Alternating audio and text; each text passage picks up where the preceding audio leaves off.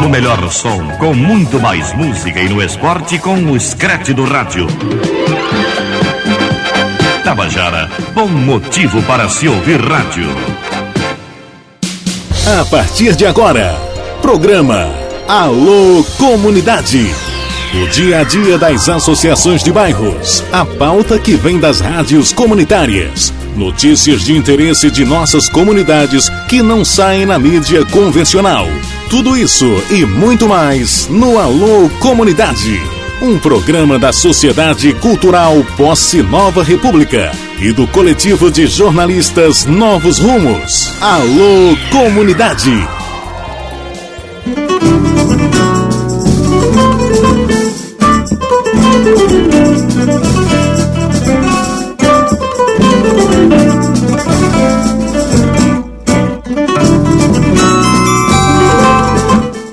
Agora são 2 horas e 6 minutos, 14 horas e 6 minutos na capital de todos os paraibanos. Estamos dando início a mais uma edição aqui do Alô Comunidade, o programa da Sociedade Cultural Posse Nova República. Mais uma vez no ar ao vivo, direto dos estúdios da Tabajara AM, aqui em João Pessoa, de frente para a Mata do Buraquinho. Nós iniciamos esses 60 minutos aqui de conversa, de diálogo em torno da comunicação comunitária. Nós que fazemos aí essa ponte com o universo das rádios comunitárias aqui no estado da Paraíba. Programa Alô Comunidade hoje 17 de agosto já. Nós estamos então chegando à edição 113 aqui do Alô Comunidade. Eu sou Dalmo Oliveira, do coletivo de jornalistas Novos Rumos, e vou contigo então até às 15 horas nesse intervalo aqui da resenha esportiva da sua Tabajara AM, pegando essa brecha aqui na programação da nossa Tabajara, depois que você ficou aí bem informado, né, de todos os lances do nosso futebol aqui, inclusive futebol amador também, aqui na nossa Paraíba. Dando sequência então ao programa Alô Comunidade. Todo sábado aqui você se informa também do universo da comunicação comunitária, da cultura popular, cultura alternativa aqui da Paraíba, e também dos movimentos sociais através do seu Alô Comunidade. Olha, no programa de hoje a gente vai estar trazendo aí uma sonora com o jornalista Leonardo Sakamoto. Léo, que esteve aqui em João Pessoa fazendo uma palestra para os estudantes de jornalismo, e nós fizemos uma cobertura especial aí da primeira semana de jornalismo aí da UFPB. Daqui a pouco a gente vai botar um trecho aí dessa sonora, dessa entrevista que nós fizemos com o Leonardo Sakamoto, ele que é da ONG Repórter Sem Fronteiras, e fez uma avaliação também do ponto de vista da mídia na cobertura aí dessas manifestações de rua que ocorreram nos últimos meses aqui no Brasil, num evento aí interessante para avaliar aí o jornalismo que está sendo feito, né, e as novidades no jornalismo desencadeado aí pelas manifestações de rua aqui no Brasil, de modo geral, e João Pessoa e algumas outras cidades da Paraíba também se somaram às manifestações, e a gente vai então fazer essa avaliação com o Leonardo Sakamoto sobre como é que a imprensa fez a cobertura das manifestações de rua nesses últimos meses aqui no Brasil. Daqui a pouco também, direto de Itabaiana, nós vamos falar com os nossos correspondentes. Fábio Mozart, que está numa oficina no Ponto de Cultura Cantiga de Ninar, mais um sábado de atividades em Itabaiana. Companheiro Fábio Mozart, que ancora também aqui o Alô Comunidade, mas infelizmente para nós e felizmente para o pessoal lá de Itabaiana, eles estão numa atividade no Ponto de Cultura lá, o Cantiga de Ninar. Fábio Mozart e também Beto Palhano, que hoje acompanhou o Mozart nessa atividade lá na cidade de Itabaiana. Então hoje eu estou fazendo o programa aqui, Maurício, sozinho. Nós estamos aí então tocando o barco na ausência aí dos companheiros, esperando que no próximo sábado nossa equipe esteja completa aqui no Alô Comunidade. Tem também uma notícias, né, do universo da radiodifusão comunitária aqui no estado da Paraíba, que daqui a pouco a gente vai estar. Tem muita notícia essa semana, né? Principalmente repercutindo aí a mudança na legislação que foi discutida na mídia tradicional, inclusive pela ABERT e pela Abraço, que são as duas associações, uma de rádio comercial, né, a ABERT, e a Abraço, que também fez uma avaliação a partir da ótica das rádios comunitárias brasileiras. Olha só, pessoal, agora são 2 horas e 11 minutos, 2 horas e 11 minutos na capital paraibana. O programa Alô Comunidade, ele tem uma parceria com algumas emissoras que retransmitem o programa todo sábado, posteriormente, e algumas também no domingo. Por exemplo, a rádio Acauã de Aparecida, nossa parceira aqui desde o início no Alô Comunidade. A gente manda um alô especial para a galera de Aparecida aí, já no sertão aqui da Paraíba. Pessoal que tem uma atividade interessante junto à rádio Acauã Comunitária de Aparecida. Quem também nos retransmite e faz essa parceria com a rádio Zumbi dos Palmares, a nossa rádio comunitária Zumbi dos Palmares, no Alô Comunidade, é a rádio independente da comunidade do Timbó, aqui na capital. Comunidade do Timbó ali junto ao conjunto dos bancários, que também tem uma atividade de rádio comunitária na comunidade do Timbó, e estão operando com um sistema de som, né, ali na área do Timbó, e tem retransmitido os nossos programas. Conosco também a Rádio Diversidade, lá do Jardim Veneza, pessoal da Rádio Diversidade que está conosco e tem retransmitido, tem reproduzido também em sistema de som, já que eles não conseguiram a concessão de rádio comunitária ainda.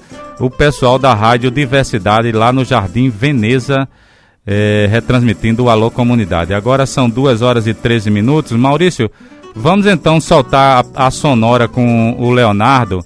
Enquanto a gente ajeita a pauta aqui, a gente trouxe essa sonora que nós captamos durante esse evento lá na Universidade Federal, na quinta-feira passada. Vamos ouvir então o Leonardo Sakamoto. Nessa quarta e quinta-feira aconteceu a primeira semana de jornalismo da UFPB, com o tema O Papel do Jornalismo no Movimento Acorda Brasil. O evento trouxe a João Pessoa o jornalista Leonardo Sakamoto, que fez a conferência principal do evento. Sakamoto falou um pouco as suas impressões sobre as manifestações que aconteceram no país de junho até agora. Vamos ouvir alguns trechos da palestra de Leonardo. As manifestações que tomaram as ruas das principais cidades brasileiras, né, elas foram muito dispas entre si, mas tinham um DNA comum, né? Na cidade que vamos dividir em 2 grupos, na verdade, tem a cidade que foram da Copa das Confederações. Essas cidades tiveram um debate a respeito, inclusive, das políticas públicas voltadas à qualidade de vida das pessoas versus o recurso gasto para a execução dos jogos, por exemplo. Então tiveram especificidades aqui do lado do Recife, Fortaleza, São Paulo, Rio de Janeiro, Belo Horizonte. Essas cidades tiveram especificidades, né, com relação aos protestos, que a gente pode até discutir depois. Um grupo grande dessas cidades, por outro lado, girou principalmente em torno da questão da tarifa e do transporte coletivo. Eu acredito que é o caso de João Pessoa, como é o caso de São Paulo. Que girou em torno até São Paulo tem um princípio que o pessoal tentou discutir a questão da agenda de jogos para os jogos, né? Só que aí a Gavião Social, que a gente organizando do Corinthians, chegou a mobilizar 2-3 mil pessoas para proteger o Itaquerão, né, as obras, né? Depois também uma história engraçadinha para contar sobre isso, mas eu gosto mais de por parte da manifestação do governo como um ponto principal como mesmo, né, nesse processo, a discussão sobre a qualidade do transporte público, a discussão sobre a questão da tarifa de transporte, a questão sobre a mobilidade urbana, né? É interessante o direito à alimentação, o direito à moradia, o direito à liberdade de expressão, né, o direito à comunicação, o direito ao trabalho, são vistos como direitos fundamentais. Né? Agora, a mobilidade urbana, né, dentro das cidades ou outras cidades, não é vista como um direito fundamental. Inclusive, há toda uma discussão para incluir na Constituição brasileira a questão da mobilidade, do direito à mobilidade. Né? Muitos representantes políticos, eles definitivamente não entendem como funciona o Twitter, o Facebook, o Orkut, Deus tem, mas tem uma oportunidade, realmente a gente poderia ter no Orkut, eu não estou morto, né? O Orkut parece que não tem que fecha 15 ainda, tem que fecha ponto, pelo amor de Deus. A única utilidade do Orkut para muita gente é aquele serviço, que agora já tem também no Facebook, que é para você ter um roteiro encontrar com os outros roteiros. É o único serviço que ainda é útil para muita gente, porque em caso contrário você está perdendo tempo.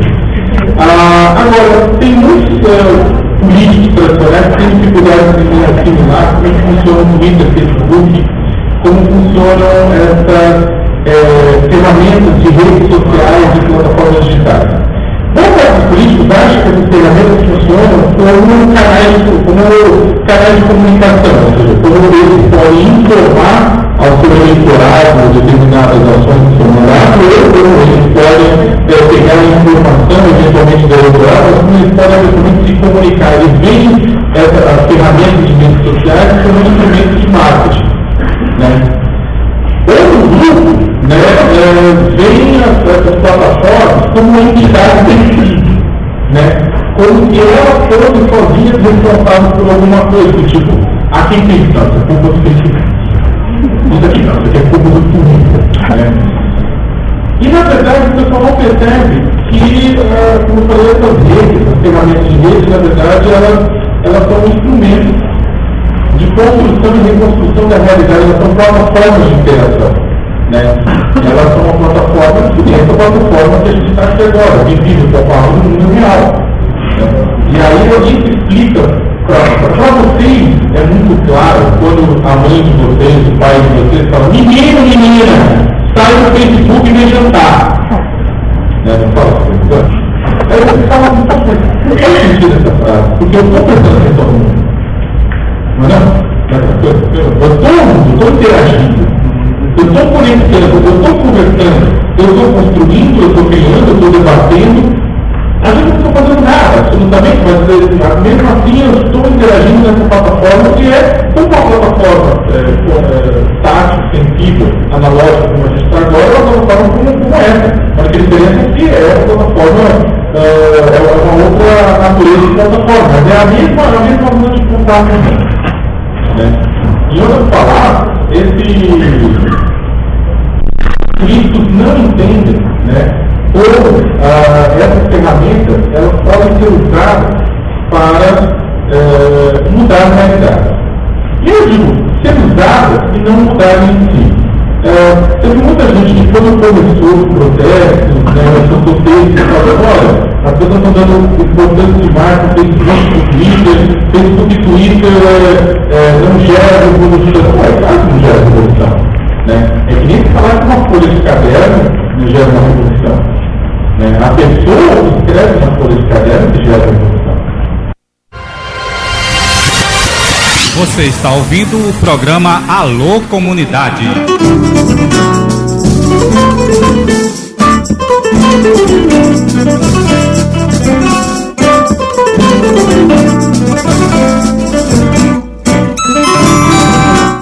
Ok, agora são 2 horas e 20 minutos. Você está ouvindo o programa Alô Comunidade. Viu aí um trecho aí então da palestra, né, que o Leonardo Sakamoto fez aí para os estudantes de jornalismo nessa quinta-feira, falando um pouco de Facebook, das redes sociais e da influência das redes sociais, da internet de um modo geral, na cobertura aí das manifestações de rua e da influência também no jornalismo durante esses eventos que ocorreram recentemente aqui no Brasil. Agora são 2h21, eu estou na linha, Maurício, com o Gleibson. Ele é um dos organizadores de um evento aí da Assembleia Popular. Eles estão fazendo hoje um evento preparatório dos movimentos sociais para uma série de agendas do movimento popular aqui da Paraíba. E ele vai falar um pouco dessas atividades no dia de hoje aí, aqui na cidade de João Pessoa. Boa tarde, Gleison. Boa tarde, Dalmo, e boa tarde a todos os ouvintes.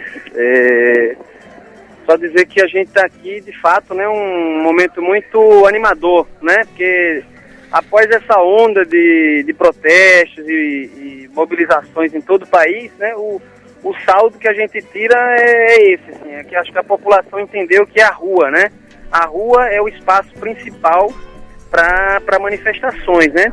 E daí a gente precisa tirar desse saldo, a partir do que as ruas apresentaram, a partir do que os movimentos sociais já vêm apresentando ao longo desses últimos tempos, né? O que a gente pode fazer avançar na nossa sociedade, as bandeiras de lutas, as reivindicações, né? Ô Gleibson, quais são as entidades que estão reunidas hoje aí e qual é a pauta principal do evento hoje? Explica um pouco aí o que é que vocês estão fazendo hoje durante o dia inteiro aí. É na Leonel Brizola, a escola? Isso, Escola Governador Leonel Brizola, que fica aqui na Beira Rio, né, logo após o Sindicato dos Bancários, uma escola municipal aqui. Então, a gente aqui estamos com mais de 150 pessoas e chegando mais organizações e movimentos, né, de todo o estado, inclusive. E aqui tem vários movimentos, né? Você tem desde dos movimentos do campo, né, o Movimento Sem Terra, o MST, a Comissão Pastoral da Terra, né, o movimento sindical aqui também presente, né, os companheiros do Sindicato dos Bancários, né, o ADUF, que é o Sindicato da Universidade, enfim, o movimento estudantil também, o Levante Popular da Juventude, o movimento de mulheres, né, a Marcha Mundial de Mulheres, a UBM, né, a AMB também, que são organizações de mulheres, o pessoal da própria movimentação também das comunidades, né, associações, né, em Cajazeiras tem um grupo de estudantes, enfim, é uma diversidade muito grande de organizações e movimentos. O Comitê Memória, Verdade e Justiça, que trabalha a questão dos desaparecidos políticos, né, na ditadura, para abrir os arquivos da ditadura. A Associação dos Portadores de Deficiência está aqui também, os cadeirantes estão aqui. Então, para a gente está sendo um momento muito, muito rico, né? Uma diversidade de organizações, uma diversidade de movimentos aqui, discutindo, essencialmente a gente está discutindo qual a perspectiva daqui para frente, né, para o Brasil e para aqui para o Estado, em relação aos movimentos sociais, em relação a um projeto popular, como a gente costuma dizer, assim, um projeto popular para o Brasil, um projeto que o povo possa, vamos dizer assim, ter controle sobre o seu próprio destino, né? Sobre o seu próprio destino, um projeto popular, um projeto com a cara do povo mesmo, de fato, né? Então aqui o tema do encontro é desenvolvimento, violências e direitos, né, de modo que a gente, claro, né, são as contradições desse modelo que está aí. É um modelo que tem discutido a questão do desenvolvimento, né, não é que há todo um debate em torno dessa questão do desenvolvimento, né, por exemplo, né, na questão da fábrica de cimento Elizabeth, ali naquela região do Conde, ter se apropriado, né, de terra indígena, né, ter se apropriado de terra indígena, que é o povo Tabajara, né, os índios Tabajara, né, e todo um questionamento, vocês são contra o desenvolvimento. Não, na verdade, desenvolvimento, e aqui é o tema central do encontro, ele na verdade faz a gente refletir que só existe possibilidade concreta de desenvolver alguma coisa, né, progredir, quando isso for minimamente dividido, né? O desenvolvimento não pode ser para uns, tá certo? Em detrimento de outros, né? O desenvolvimento seja aquele que tenha minimamente distribuição de renda. Então, desde a questão ali da fábrica de cimento, expulsaram os povos originários, os tabajaras, os índios tabajaras, né, a nação tabajara daquela região. O debate também, que o pessoal aqui da frente, Avança Cabedelo, está aqui também trazendo, esse debate do petcock, né? Além do petcock, a gente tem conhecimento agora que o Porto de Cabedelo tem mais 2 substâncias que são altamente, assim, prejudiciais à saúde, que é o caso do Clean e uma outra substância lá que a companheirada trouxe aqui, quer dizer, aquelas substâncias que os outros portos, que é o caso do Porto Suape, Guamaré no Rio Grande do Norte, enfim, não tá entrando, o nosso porto tá abrindo, né? Está sendo porta de entrada dessas substâncias que são rejeitadas pelos outros portos. Então, esse é um debate. Esse é o debate que a gente está tentando fazer aqui. Ou seja, esse debate do desenvolvimento. Qual é o projeto que a gente quer? A gente quer ter percebido que tem concreto, a classe trabalhadora, ganho de salário real, de renda. Sim, e nisso estamos de acordo e não somos contra. Agora, isso também tem que vir junto um programa, né, de medidas que também considerem, né, os povos tradicionais, que considerem o meio ambiente, que considerem, inclusive, qualidade de vida, sobretudo, né? Ok, Gleison. Né? Eu estou na linha também com a outra entrevistada. Se você puder ficar ouvindo um pouco, e de repente você pode até fazer uma intervenção com a secretária Gilberta Soares. Ela vai falar um pouco sobre a Conferência de Promoção da Igualdade Racial, que vai acontecer na próxima semana aqui em João Pessoa. Gilberta, tá ouvindo? Alô? Alô? Oi, tô ouvindo. Tá ouvindo? Tô ouvindo. Tá, Gilberta, boa tarde.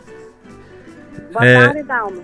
Como é que estão os preparativos, secretária, para essa terceira conferência da igualdade racial aqui na Paraíba? Os preparativos estão indo bem. Por um lado, temos toda a parte da infraestrutura, da organização mesmo, da parte de estrutura, né, de comunicação e divulgação. E, por outro lado, a parte de articulação com os municípios, que já realizaram as suas conferências municipais e indicaram delegados do poder público, né, da gestão municipal, e da sociedade civil, dos movimentos sociais, dos grupos de cultura, e representações da comunidade, da população negra do estado da Paraíba. O Conselho Estadual de Promoção da Igualdade Racial tem trabalhado, né, a comissão organizadora é composta por pessoas que integram o Conselho e que estão no governo, notadamente na Secretaria de Estado da Mulher e Diversidade Humana. Eu acredito que está indo muito bem em todos os preparativos, que teremos uma conferência participativa. Gilberta, qual é a perspectiva de delegados, né, já que houve uma série de conferências municipais, e eu queria que você também divulgasse um pouco da programação dos palestrantes e se já está confirmado também o local do evento. Eu queria que você falasse também da expectativa do governo, Gilberta, para essa conferência. Quais seriam as principais demandas que vocês estão vislumbrando aí para a Conferência de Igualdade Racial? A conferência retirou, né, um total de 179 delegados, né, delegados e delegadas. Esse percentual vai acrescer um pouco com os delegados do âmbito estadual, governo estadual, mas enfim, chegaremos a cerca de 200 delegados e delegadas. Contaremos ainda com um percentual de convidadas e convidados e de observadores. Então, acredito que a gente terá uma participação de cerca de 250 pessoas que vão estar, né, durante 2 dias e meio discutindo essas propostas para a Conferência de Igualdade Racial. A gente tem, a conferência será realizada aqui em João Pessoa, no Hotel Caiçara, que fica localizado ali na praia de Tambaú. onde todas as atividades acontecerão lá. Acho que a expectativa do governo com essa conferência é que sejam elaboradas, ou na verdade apresentadas, propostas e recomendações para a execução da política pública. Tanto no sentido de que essas propostas paraibanas, né, da Conferência da Paraíba, elas passam a integrar as proposições que são apresentadas no processo nacional, Conferência Nacional, como também elas serão um marco, uma orientação para a realização, a execução de políticas públicas. Eu continuo acreditando nesse mecanismo de democracia participativa, que são conselhos e conferências. Então, é um elemento orientador da execução da política. E eu espero que, a partir das propostas que saem dessa conferência, nós possamos elaborar o primeiro plano estadual de políticas públicas para a igualdade racial, no sentido de que seja um elemento mesmo orientador. Principalmente porque na execução de políticas desse porte, né, para a população negra, elas são coletivas, elas são conjuntas dentro do governo, que a gente chama de intersetorial. Então, é muito importante que a gente tenha um plano em que a gente levante propostas para a saúde, para a educação, para a segurança, para a geração de emprego e renda, enfim, as várias áreas que compõem a política pública. E isso está previsto na programação da conferência, né? Respondendo a sua pergunta sobre a conferência, sobre a programação.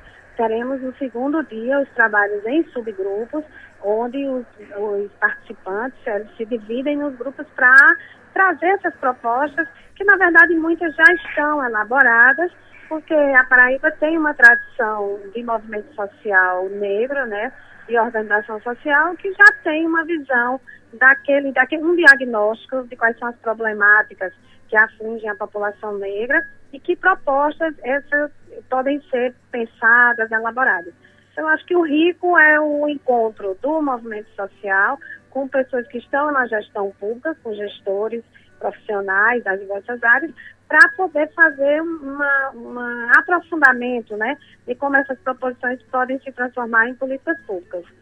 No primeiro dia, teremos a abertura solene, com a representação de autoridades que estão à frente da conferência, né, tanto do poder público como o governador do estado, secretários de estado, como também de conselheiros e conselheiras que estão à frente do conselho, e também as representações das várias etnias e grupos organizados do movimento negro, né? Como, por exemplo, a gente terá representações do povo de terreiro, do povo quilombola, de índios, de ciganos, que estarão na mesa de abertura. No dia seguinte, teremos uma mesa temática que estaremos recebendo da CEPI, né, que é a Secretaria Nacional de Promoção de Políticas de Igualdade Racial, a Silvani, que é a pessoa responsável, a subsecretária responsável por toda a política para as comunidades tradicionais. E teremos uma segunda pessoa da Paraíba, que ainda está a definir o nome, que farão uma leitura, né, de quais são os desafios para que a gente promova a igualdade racial no Brasil e na Paraíba. Isso significa enfrentar o racismo, que vai ser diversas expressões, inclusive o racismo institucional. Essa primeira mesa, ela pretende dar conta desse debate, levantar essas questões. Já no primeiro dia, no segundo dia, aliás, teremos o trabalho em subgrupo, e no terceiro dia teremos a plenária, onde serão apresentadas as propostas e votadas e ainda debatidas. É dizer, Dalmo, que durante toda a conferência teremos as expressões da cultura, das expressões artísticas dessas populações, né? Com as rituais de abertura, com as acolhidas a cada dia, onde as pessoas vão também estar manifestando, através da cultura, da arte,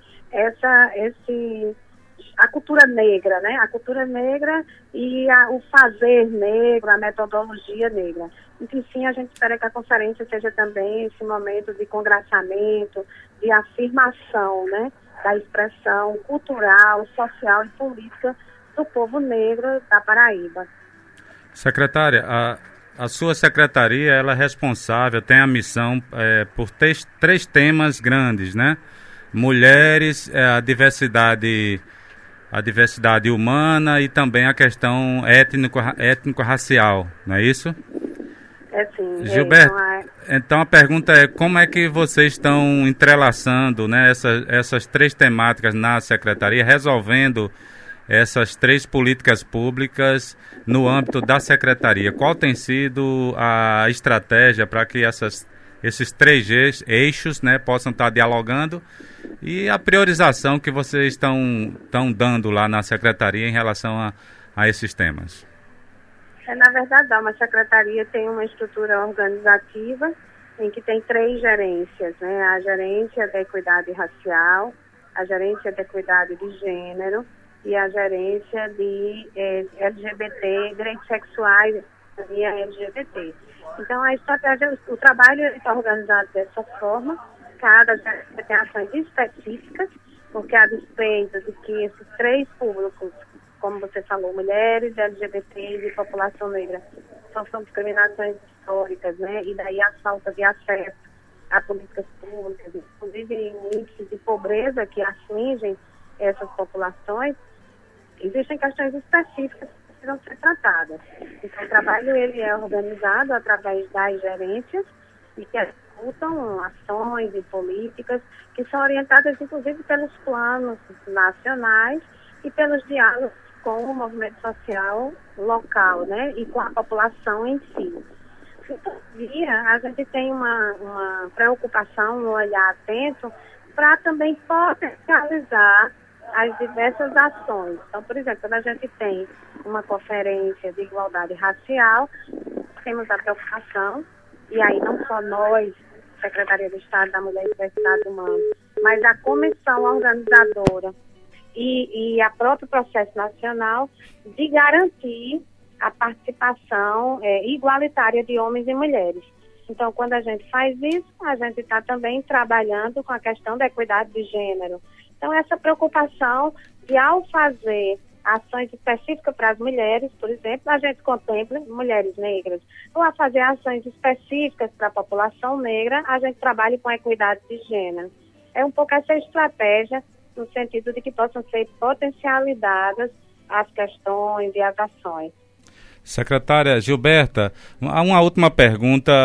O Estado da Paraíba assinou recentemente um plano aí em relação à juventude viva, né? É um plano federal destinado aí a ações para tentar aí diminuir a violência contra a juventude, especialmente contra a juventude negra aqui na Paraíba, que tem um índice um tanto quanto acima da média nacional, secretária.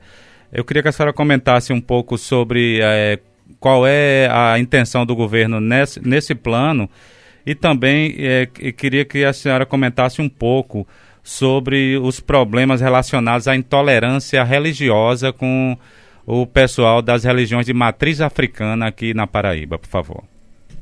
Pois não, a gente exatamente fez uma conveniação, um termo de cooperação com o governo federal e com os municípios. São 6 municípios que foram convidados a integrar o plano, que é exatamente para atuar nesse problema do grande índice de mortes de jovens negros no nosso estado, né? Então, a gente tem os municípios de João Pessoa, Campina Grande, Santa Rita, Bahia, Cabedelo e Patos, que conveniaram, e o Conde, no sentido de que a gente faça ações integradas para promover, na verdade, enfrentar o problema da exclusão social, promover a inclusão social, favorecer acesso através de programas de emprego e renda, e também ações de cultura, de esporte, de lazer, que envolvam a juventude. Porque, claro que é, por demais, importante as ações na área da segurança pública, né, com a questão da realização dos inquéritos, a prisão de agressores, mas é importante também na questão, sobretudo, do racismo, que a gente envolva tudo que diz respeito à mudança de mentalidade e de cultura.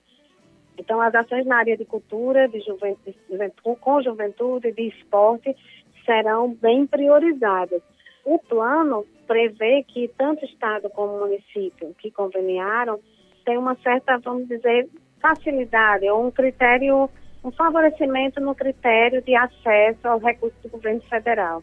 Então, o convênio foi feito através da Secretaria de Estado de Juventude, Esporte e Lazer, com o secretário Tibério Limeira, mas o secretário Chico César, por exemplo, da Secretaria de Cultura, também já acessou, está buscando acessar alguns recursos através do MINC para desenvolver ações culturais nesses territórios, né? O programa trabalha com territórios, passando aqueles territórios dentro dos municípios que há maior índice de mortes e de criminalidade também. Então, a gente é uma ação conjunto e é um grande desafio, né? Porque a gente sabe que é esse um problema dessa magnitude e ele não vai ser resolvido assim de forma rápida. O desafio da gente, a meta é baixar os índices de homicídio e de outras violências, mas a gente precisa começar conjuntamente, segurança pública e ações sociais, culturais, né, que inclua, que tragam esses jovens para uma agenda positiva. Ontem mesmo, eu andei dando umas entrevistas e um radialista me perguntava por que a gente estava priorizando evitar a morte de pessoas negras, se a gente não se preocupava com a morte de jovens brancos. Então, isso é uma pergunta recorrente que mostra a falta de compreensão de como, de fato, os efeitos do racismo no nosso processo histórico, na Paraíba não é absolutamente diferente. As pessoas negras e os jovens negros, eles estão, sim, com menos acesso à educação, à saúde, à cultura, e acabam se envolvendo também, muitas vezes, em rotas de criminalidade. Não é à toa que também, nos presídios, a maioria das pessoas e dos homens que estão lá também são negros. Então, tudo isso como resultado desse processo de exclusão. Então, eu acho que o próprio programa, ele favorece que a gente discuta e a gente abra esse debate na sociedade, que essa distorção que o racismo traz em várias áreas, inclusive na repercussão de mortes desses jovens negros que morrem 19 vezes mais do que jovens brancos, né? Até porque a maioria dos jovens brancos estão em áreas privilegiadas das cidades, né? No sentido privilegiado, no sentido econômico. Então, acho que é isso que o programa tenta. Em relação à questão da intolerância religiosa, esse também é um debate longo que nós temos pela frente, porque a intolerância com esse religião, com as religiões de origem matriz africana, elas também são resultado do racismo, né? Por ser uma religião muito relacionada, muito cultuada por pessoas negras pela sua própria tradição, originária exatamente da África, e desse encontro da cultura africana com o que seria a cultura indígena e a própria construção da cultura brasileira. Então, é evidente e é corrente, né, que isso aconteça, a discriminação contra essas religiões. É interessante, por exemplo, e alguns mães e pais de santos têm apontado como existem denúncias em relação ao barulho dos toques de terreiro.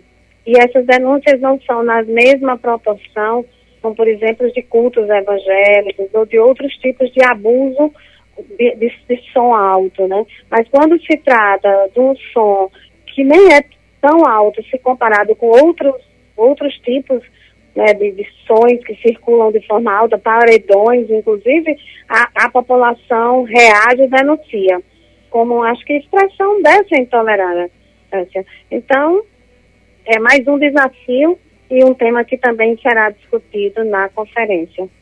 Ok, secretária. Nosso tempo está um pouco estourado. Eu agradeço a sua participação, viu?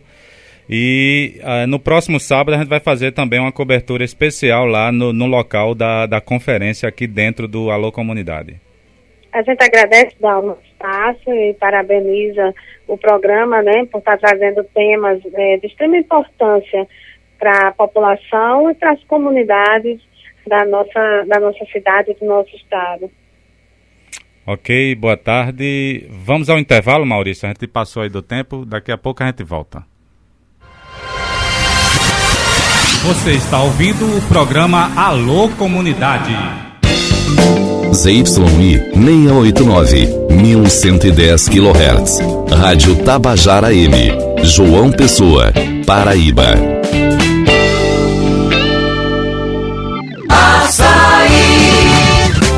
Ofertas de arrasar, só o Açaí tem. Apresentado Chester, lanche Perdigão, peça 7,37 o quilo. Bombom Garoto, 5,89 a caixa com 400 gramas. Refrigerante Coca-Cola, 1,35 a lata com 350 ml. Ofertas válidas para esta sexta e sábado, na rua Diógenes Chianca, Água Fria, próximo ao estádio Almeidão. Açaí. A paraibana Marcélia Cartacho é de Cajazeiras. Atriz de teatro, televisão e cinema, se destacou com o filme A Hora da Estrela, de Suzana Amaral, chegando a receber o Leão de Ouro, prêmio máximo no Festival de Berlim. Também dirigiu o Curta Tempo de Ira junto com Gisela de Mello. Marcélia Cartacho, nasceu em Cajazeiras, é paraibana como você. Agora, as suas manhãs de domingo tem muito mais alegria e informação. Programa Domingo no Rádio, das 6 às 8 da manhã, com a apresentação de Pessoa Júnior. Ligue e participe do programa mais alegre e informativo do Rádio Paraibano. Programa Domingo no Rádio. Doença falciforme. 100 anos de diagnóstico. Quem tem a doença falciforme precisa de assistência médica e hábitos saudáveis. É fundamental que o paciente tome os medicamentos adequados, saiba quais as vacinas são obrigatórias e seja orientado sobre os cuidados no dia a dia. Só assim é possível amenizar a anemia, as dores e os problemas de saúde que podem ser agravados com a doença. A rede pública de saúde brasileira está capacitada para atender os pacientes com a doença falciforme, que atinge muitas pessoas no nosso país. Por isso, não se esqueça, em caso de suspeita, procure atendimento médico e não deixe de fazer o teste do pezinho nos recém-nascidos. É a melhor forma de identificar a doença e evitar os problemas que ela pode causar. Ministério da Saúde. Brasil, um país de todos. No melhor som, com muito mais música e no esporte com o Scratch do rádio. Tabajara, bom motivo para se ouvir rádio. Você está ouvindo o programa Alô Comunidade.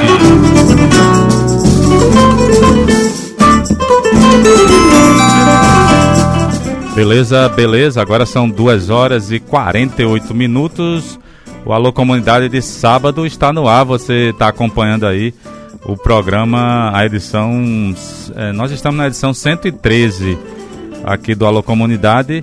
E no dia de hoje a gente está fazendo uma cobertura especial de alguns eventos que estão ocorrendo aqui na cidade de João Pessoa.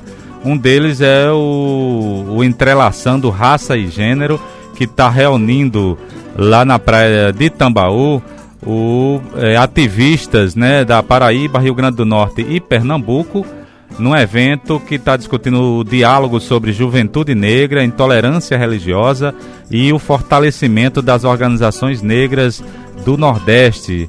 É um evento aí de um projeto, né, de um programa chamado Cueto, de desenvolvimento de lideranças para a equidade racial e de gênero aqui no Nordeste brasileiro. O evento começou ontem à noite e se estende hoje ainda o dia inteiro. E nós trouxemos então para conversar um pouco sobre essas iniciativas a Tarri Cristina, ela que é de Salvador, está aqui nos visitando, colaborando com o evento e também ligada ao Instituto Steve Biko, né, Tarri? Boa tarde. Como é que está o evento lá e o que é que vocês esperam tirar aí no final da tarde? Boa tarde, Dão. Veja bem, primeiro agradecer, né, a Rádio Tabajara por estar aqui presente, estar falando um pouquinho e divulgando sobre esse evento que, para mim, ao ouvir a secretária Gilberta falando da Conferência Municipal, né, de racial, isso tem para a gente um significado muito grande esse encontro que está acontecendo, que é um encontro que é realmente promovido por 3 organizações baianas, que é o Instituto Cultural Steve Biko, a SESI, que é o Centro Ecumênico, e o Correio na Mídia Étnica, mais diretamente voltado a um programa do Instituto Cultural Steve Biko, que é uma organização oriunda do Movimento Negro de Salvador. E eu estou aqui como diretora pedagógica do Instituto e como a coordenadora geral desse programa, que vem fortalecendo e trabalhando com as organizações negras na presença de suas lideranças. Para mim, Dalmo, o que a gente agora espera desse encontro à tarde é um documento que venha viabilizar de uma forma mais estreita, entendeu? Entre os 3 estados, Rio Grande do Norte, Paraíba e Pernambuco, uma forma de estar denunciando e ao mesmo tempo buscando estratégias do que foi tão colocado aqui na fala da secretária, que é o extermínio à juventude negra. Extermínio, genocídio, o nome que a gente quiser dar, mas que o fenômeno é esse. Estão morrendo muitos jovens no Nordeste brasileiro e jovens negros. Qual é o dado, o quadro da Bahia, por exemplo, comparando com os demais estados? Não difere muito, agora pela manhã eu observando os dados da Paraíba. Não difere muito Salvador. Nós estamos praticamente numa média, numa estimativa de um jovem está morrendo em cada minuto. A gente conta 14 jovens negros mortos em Salvador. Então isso é muito sério. A gente tem que tomar providência. Então um encontro desse, um programa desse, e que parte, que procura estar discutindo a região Nordeste, entendeu? Isso pra gente tem um valor muito significativo. Porque a gente procura ver que nós não estamos sozinhos. Não é a Bahia que está especificamente com o problema da violação aos direitos da juventude negra. Paraíba está. E agora eu ficava mais triste ainda com o relato das pessoas do Rio Grande do Norte que lá fazem parte do encontro. Então agora à tarde eu saí, estou deixando o grupo, estão divididos em subgrupos para redigir esse documento, que eu acredito que vai ter uma relevância e uma importância muito grande, principalmente para Paraíba, na conferência que está a ser realizada. Eu, como digo, e a gente tem um lema lá na Bico, e esse lema esse ano, o tema é organizar os caminhos da educação.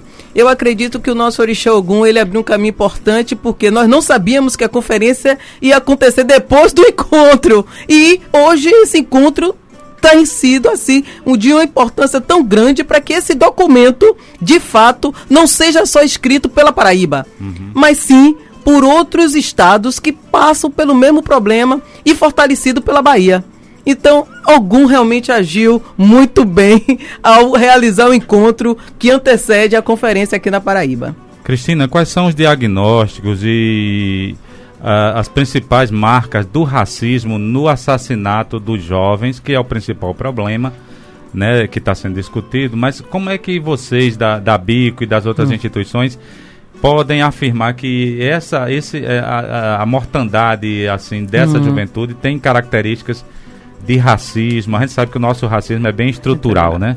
Queria que você explicasse um pouco didaticamente para os nossos ouvintes como é que a gente pode afirmar isso e quais são as providências também, não só do governo, mas da sociedade para diminuir esse problema, que é um problema grave, inclusive de saúde pública, de segurança. Tem várias questões envolvidas aí. Olha só, contra os dados, né, a gente não tem nada contra, né? Como dizem, né? Então, um documento que é importantíssimo a gente se apropriar e ver é o mapa, entendeu, da violência, que foi divulgado em 2010 e outro já está saindo agora. Se nós nos debruçarmos para ler aqueles dados, principalmente com relação à região Nordeste, a gente vai verificar que só jovens negros é que estão morrendo com relação aos jovens brancos. Um jovem branco, ele morre ultimamente, isso são estudos, não sou eu que estou dizendo nos achismo. A relação é de 1 para 24, eu tinha visto esse número. Tem. Agora mesmo nós saímos com o dado da Paraíba, né, são que a gente estava vendo agora pela manhã, um jovem branco que é morto, entendeu? O percentual não chega quase a 24 vezes maior do que um jovem, de um jovem morto negro para um jovem branco. Então, são dados que estão aí e não ver quem não quer. O governo, enquanto Estado, ele não toma providência se ele não quiser. É uma realidade, é fato. Agora, uma coisa que a gente precisa entender é humanizar, como a gente estava discutindo agora, esses dados que muitas vezes eles vêm tão frios, né? Porque, historicamente, a gente falando, a população negra, ela sofreu desde o processo que antecede a escravidão e pós a escravidão. E isso a gente tem que estar muito atento do que foi criado no imaginário das pessoas, principalmente hoje de um grande aliado do Estado, que é a polícia. Então a polícia, ao ela abordar um jovem branco, é completamente diferente dela abordar um jovem negro. E muitas vezes, como aconteceu agora, que é uma realidade nossa de cada dia, o que aconteceu com o jovem dos Estados Unidos, que houve aquela comoção. Então, muitas vezes, mata-se esse jovem para depois perguntar o que é que aconteceu, que é diferente do jovem branco. Mas isso tudo a gente tem que entender que estereótipo que foi criado na cabeça das pessoas, onde cada jovem negro é um suspeito. É um suspeito. Então, isso é o grande desafio hoje da nossa população, do fenômeno racismo, a gente desmistificar esse imaginário que está na cabeça de todos nós. Seja muitas vezes até um branco e seja um negro, mas o que vem prejudicando a sociedade é o fenômeno do racismo como estrutura das relações. E isso, pra gente, é muito sério. É o racismo institucional também. O racismo institucional, o racismo geracional, o racismo em todas as suas facetas, entendeu? Que hoje não dá para você falar só de um único racismo. Eles se autodialogam, eles se autorrelacionam. É o racismo ambiental que está aí. Então, a gente tem que estar vendo, não pode deixar de nenhum momento dissociar o que está acontecendo com o processo histórico que teve a população negra. E no imaginário como fica incutido isso. Então a gente vem sofrendo muito ainda com essa história mal contada nos livros didáticos para as nossas crianças. Então essa é uma luta nossa também. É por isso que nos 10 anos da Lei 10.639 a gente vem pautando essa discussão, levando para as escolas, entendeu, a nossa verdadeira história, para que a gente procure nas crianças e nas gerações futuras, a gente está criando um outro imaginário do que foi o povo negro para a construção, entendeu, efetiva dessa nação chamada Brasil. Eu costumo dizer, Dalma, muitas vezes que a gente canta tanto hino, ouviram do Ipiranga as Margens Plácidas, as crianças das escolas municipais têm que começar cantando esse hino. Ouviram do Ipiranga as Margens Plácidas, mas tem horas que eu ouço ouviram o eco das crianças negras pedindo socorro. Pedindo socorro pela falta de saneamento básico, pedindo socorro pela uma educação digna, pedindo socorro pela saúde, pedindo socorro pela falta de moradia.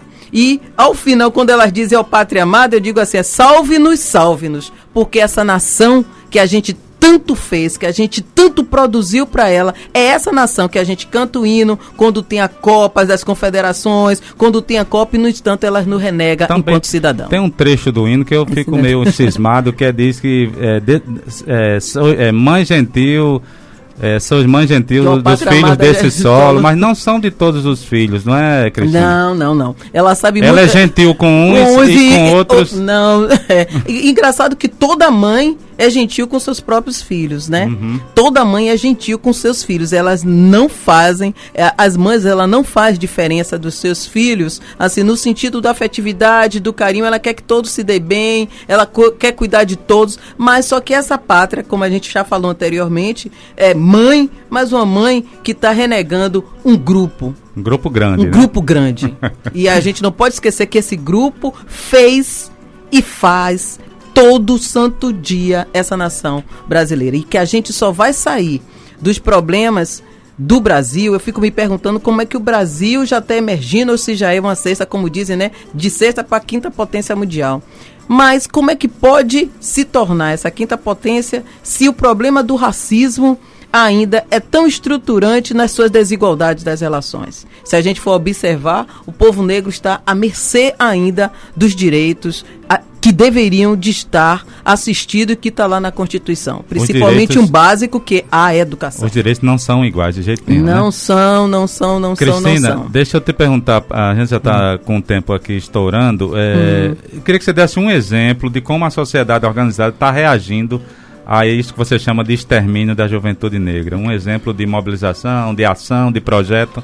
Você tem uma coisa concreta para dizer como é que se pode reverter isso? Reverter. A gente acaba assumindo como movimento social um papel do Estado. Então eu vou tomar a Bico como exemplo dos programas que a Bico tem, que a gente tem o pré-vestibular, que foi uma das primeiras instituições que criou o pré-vestibular para os estudantes afrodescendentes, e com esse programa ele se replicou. Você veja como o Estado funciona, ele se replica a nível de Brasil, que chega ao ponto do próprio Estado, do próprio governo, abrir universidade para todos. Então foi a Bico que foi uma das primeiras instituições do Brasil que criou o pré-vestibular para estudantes afrodescendentes. Então isso é uma forma da nossa mobilização, isso é uma forma da gente estar dizendo ao Estado que a gente pode fazer diferente. E esse programa de hoje, que a gente está se reunindo, o programa Cueto, que é uma forma evidente da manifestação, entendeu? De grupos organizados tentando discutir e dizer para o Estado como é que funciona as coisas e que pode funcionar de formas diferentes. Então são maneiras que a gente está buscando, entendeu? De estar dizendo e estar revitalizando também as nossas energias quando a gente se encontra, viu, Dalmo? Porque a gente não está sozinho. Olha, nós estamos também com Cleiton Ferrer, ele é radialista, né, Cleiton, aqui da Paraíba, que trabalha aqui na região metropolitana, está acompanhando o evento. Cleiton, eu queria que você desse uma impressão do evento, e eu queria que também você comentasse isso que a secretária Gilberta falou, que tem muito colega nosso radialista e jornalista que ainda acha que não existe racismo na Paraíba. Você como homem da imprensa também, queria que você comentasse um pouco isso. Boa tarde, Dalmo. Boa tarde, Tari. Boa tarde aos ouvintes da Rádio Tabajara. Inclusive ontem aconteceu uma discussão entre eu e um colega meu de profissão quando eu falava desse projeto, do projeto Cueto, do programa Cueto, quando eu falava do encontro, e ele dizia o seguinte, ele dizia aquele velho discurso racista da generalização banal. Ele dizia, por que não um programa para jovens e não para jovens negros, né? Porque será que que de cada um jovem branco que morre, 24 negros morrem? Então vocês estão desprezando esse jovem branco que morreu? Então esse percentual de brancos está sendo descartado, né? Essa é a discussão, a reação racista já intrínseca na cabeça das pessoas. Eu dizia a ele, não, esse jovem branco não está sendo descartado, mas a partir do momento que se diminui a mortalidade negra, que se faz uma ação para se diminuir o extermínio da juventude negra no Brasil, obviamente toda a juventude estará sendo contemplada com um programa dessa natureza. Com certeza. E o evento, Cleiton, o que é que você está achando? Você participou hoje o dia inteiro. Como é que isso vai ajudar o movimento negro aqui na Paraíba a ampliar, né, suas ações e tudo mais? Qual é a visão que você tem aí? Na realidade, eu tenho participado do programa Cueto desde o seu início, no ano passado. E ao longo desse ano, né, do ano passado, deste ano que ainda vai continuar após esse encontro daqui, tem sido muito importante na questão do empoderamento das lideranças, porque muitas vezes nós, enquanto liderança, nos sentimos fracos, sentimos vontade de desistir, né? Sentimos vontade de abandonar o barco, e programas como esse, sobretudo o Cueto, nos ajuda a retomar o leme do navio, a recuperar as nossas forças, a recarregar as nossas baterias, e através da troca da experiência encontrarmos meios, encontrarmos saídas, encontrarmos recursos e possibilidades que até então não havíamos ainda atinado para isso. Ok, agora são 15 horas e 4 minutos, pessoal. A gente está chegando ao finalzinho aqui do programa, infelizmente é só 1 hora, mas é um espaço que a gente está explorando numa rádio pública, né? Você sabe a importância da gente ocupar também a comunicação pública, e essa é uma iniciativa, então, que nós fazemos do Coletivo de Jornalistas Novos Rumos e também da Sociedade Cultural Posse Nova República, que tem uma atividade na questão racial também, Cristina, que na zona sul aqui da cidade, uma zona periférica. A gente também tenta fazer essa discussão do ponto de vista também da comunidade, e esse programa tem servido para isso, pelo menos nesse espaço pequeno aqui dentro da programação da Rádio Tabajara AM. Eu queria então deixar a consideração final que você desse para os ouvintes, fizesse um apanhado aí da discussão, e deixar o programa sempre à disposição da tua entidade, certo? Para informes, para outro tipo de informação, até participação por telefone, se for necessário, de lá de Salvador ou dos teus colaboradores aqui na cidade. Então, o Alô Comunidade tem essa perspectiva de estar ampliando a voz, vamos dizer assim, do movimento. E obrigado pela presença. Obrigado, Dalma. Eu vou voltar à comunicação. Primeiro, agradecer realmente esse espaço, parabenizar a ousadia de vocês, entendeu? Radialistas que ousam estar nesse, apesar de ser 1 hora, mas isso tem um significado muito grande de educar a população. Porque o que a gente vê é uma mídia que é pautada a ser contra nós. Uma mídia que é pautada ao que é do Estado, que ela só fala aquilo que é de interesse deles. E quando vocês ousam, mesmo nessa 1 hora, que tem um significado muito grande, é para parabenizar vocês. Então eu estou aqui, Dalmo, nesse momento, parabenizando vocês. Gostaria que Salvador tivesse muito mais rádios desse tipo, que a gente possa um dia estar atingindo. E esse é o sonho.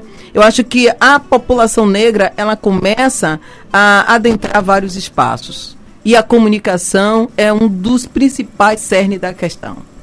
Quando a gente começa a ter a comunicação como uma, vou dizer assim, uma arma poderosa para que a gente busque nos empoderarmos do que é de direito, realmente muita coisa vai mudar. Então eu quero estar aqui agradecendo mais uma vez a minha fala. Espero que tenha contribuído também hoje para o Alô Comunidade. Com certeza. Olha, eu quero mandar finalmente então um alô também para Joana Silva, que está aniversariando hoje, e o professor Davi Fernandes, que esteve aqui conosco recentemente também dando entrevista aqui no Alô Comunidade. São os nossos aniversariantes do dia, e mandar um alô especial para eles, para que o aniversário seja um dia bastante feliz para os dois, né?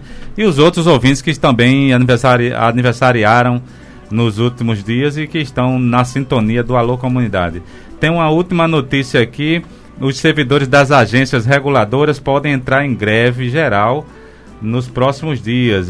O pessoal das agências reguladoras Anvisa, Anatel, ANTT, ANTAC, ANAC, ANS, Ancine, a ANA, que cuida da água, me parece, e a ANEEL, e também a ANP. Essas agências, os servidores podem cruzar os braços e entrar em operação padrão ainda nesse mês de agosto. O sindicato que representa os trabalhadores das agências reguladoras federais enfatiza que a paralisação será fruto da inabilidade do governo federal em dialogar com as categorias no biênio 2012-2013. Neste ano, reguladores e governos se reuniram em diversas ocasiões, mas o Executivo insiste em uma proposta semelhante à mesma rejeitada no ano passado e que levou a categoria à greve encerrada sem nenhum acordo. O Sinagências enfatiza que a remuneração dos servidores das agências reguladoras encontra-se estagnada desde a última negociação ocorrida em junho de 2008, minha Nossa Senhora.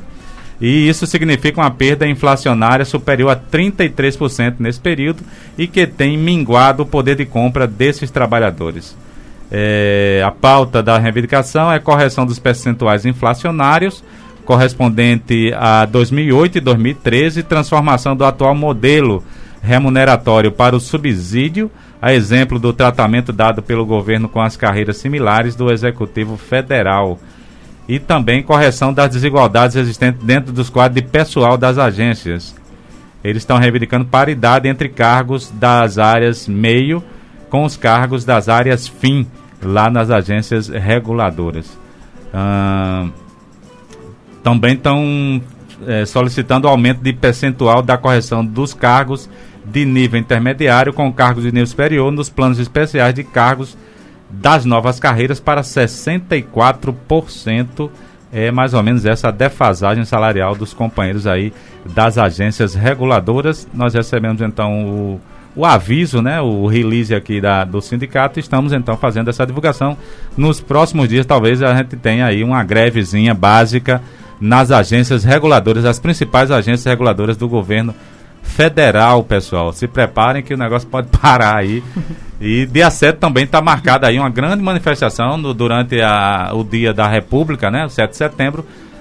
Os movimentos sociais devem voltar às ruas aí para fazer uma manifestação. O Alô Comunidade está de olho nessas mobilizações e a gente promete voltar então no próximo sábado com mais informações nessas áreas, na comunicação comunitária e também na cultura popular aqui do estado da Paraíba. Eu agradeço a presença e a audiência de vocês, né? E também agradecendo agora ao Beto Lucas, que assumiu aí os controles aí da nossa Tabajara AM. A gente volta então com novas notícias e novidades e música, talvez se der tempo, na próxima edição do Alô Comunidade, no próximo sábado, aqui pela Tabajara AM. Boa tarde e até a próxima.